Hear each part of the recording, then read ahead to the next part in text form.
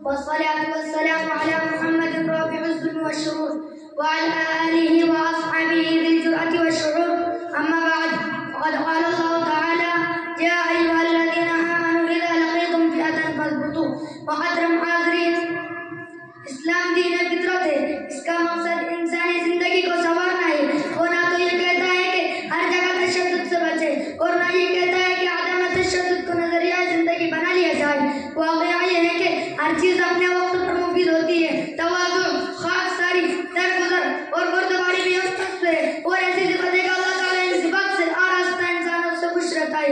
इसके साथ ही साथ साबित कदमी, जुर्अत, मोहब्बत और बहादुरी भी एक ऐसी सिफत है जो इंसान को शहीद बना देती है।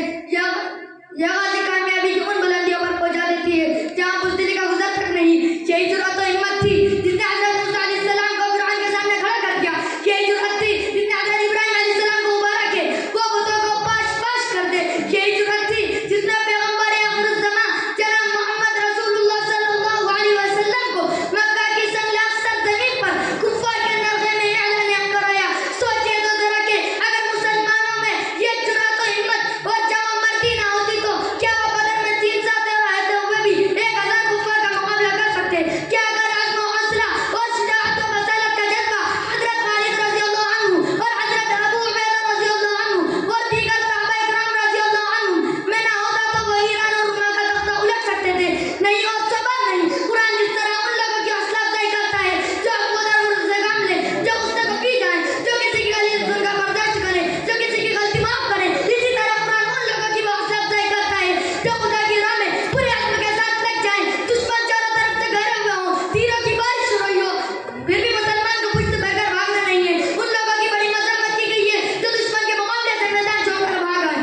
मोहतरम दोस्तों, आज के जमाने में जबकि हम एक हंगामी दौर से गुजर रहे हैं, फसादात के बगल मुल्क के गोशे गोशे और देश के हर हिस्से में नाच रहे हैं, ऐसे दौर में हमारे अंदर जुर्अत का वाजिब खजाना पैदा हो जाना चाहिए जो हमें मुक़ाबला साबित कदम रखे, ताकि दुश्मन को ये मालूम हो जाए कि ये मुसलमान गाजर गुली नहीं कि जब चाहे उन्हें चाकू से काट कर फेंक दे, बल्कि ये वो समंदर की लहरें हैं जिन्हें रोका नहीं जा सकता।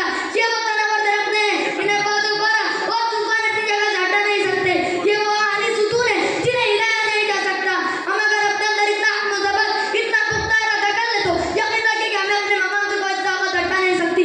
और बगैर इतना हौसला रखे हुए अल्लाह की मदद की उम्मीद न रखिए। अगर बदर के मैदान में 313 इंसान अज़्म व हौसले की चट्टान में बन गए होते तो मक्का की आन फश और जो मदीने की ईंट से ईंट बदल देती। दुआ है कि अल्लाह ताला हमें और आप में हमारे इस्लाम का आत्म सबत पैदा करे।